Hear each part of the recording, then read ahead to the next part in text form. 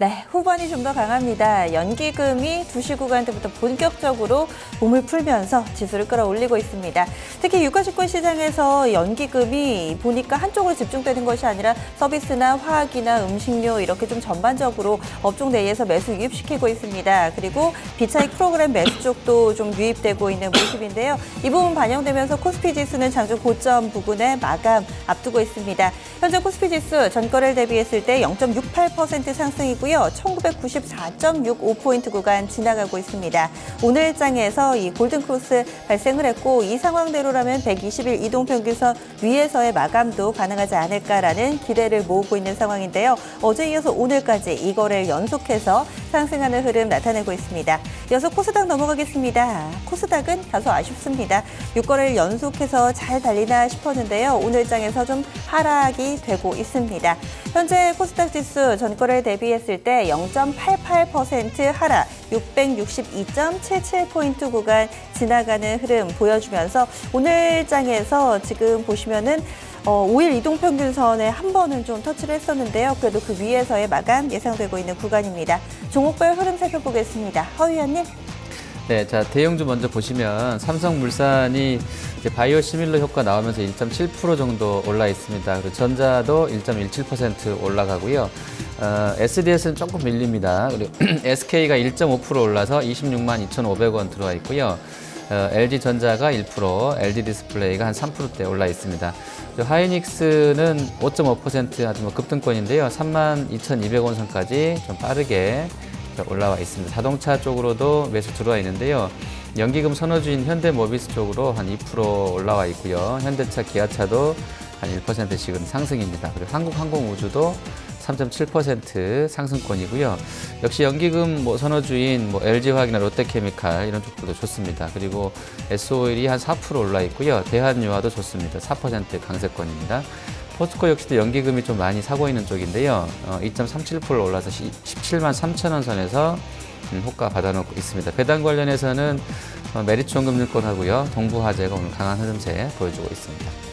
그 밖에 현재 상한가 기록하는 종목들은 대체로 안철수 의원과의 상관관계를 보시면 될 것 같습니다. 안철수 의원의 이 고교 시절 혹은 대학 시절 동창이라든가 그동안의 이 정책과 관련된 멘트, 여기에서 투자자들은 힌트를 찾고 있습니다. 안랩은 어제 이어서 오늘까지 좀 이 거래를 연속해서 상한가 마무리가 예상되는 구간입니다. 어제 상한가는 아니었네요. 어제 24%대 급등이었고 현재 상한가 보여주고 있습니다. 여기에다가 MPK 대창솔루션 도 함께 이 안철수 의원 관련주로 묶이고요. 한일네트웍스도 마찬가지로 관련주로 묶이면서 오늘 상한가 가운데 공통적인 키워드는 안철수 의원 되겠습니다. 이런 가운데 또 눈에 띄는 종목이 김무성 의원 관련주 중에서요. 디지털조선이 홀로 상한가를 보여주고 있다는 점도 상당히 인상적입니다.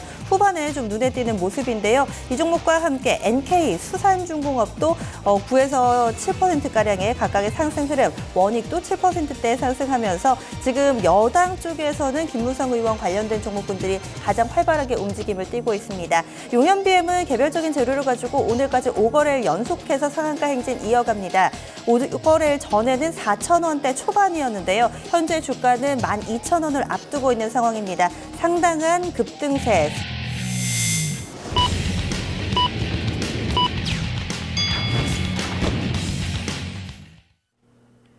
12월 20일 화요일 국내 증시 마감됐습니다. 오전장에는 약간 좀 아슬아슬했었는데요. 오후장에 조금 더 힘을 내줬고 양시장의 분위기는 다소 좀 엇갈렸죠.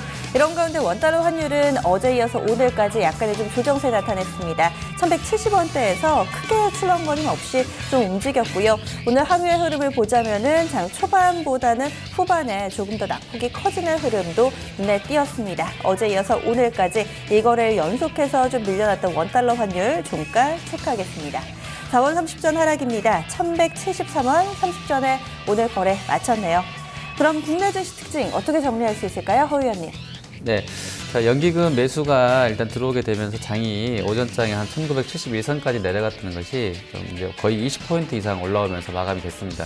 왜 시기적으로 여기서 들어왔는지에 대해서는 좀 재료가 특별하게 없었기 때문에 좀 궁금하긴 합니다만 뭐 내일 좀 되면 확인이 될 수 있을 것 같고요. 2천억 넘는 매수 들어왔습니다만 코스닥도 상대적으로 좀 약했던 부분이 있고요.